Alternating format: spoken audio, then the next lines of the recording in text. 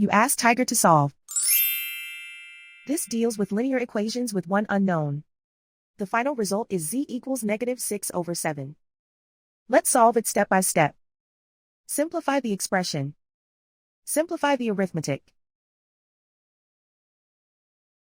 Isolate the z. Multiply both sides by inverse fraction 2/7.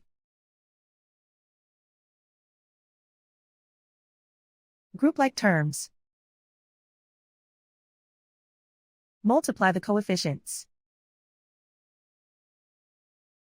Simplify the fraction. Multiply the fractions. Simplify the arithmetic. And so the final result is z equals -6/7.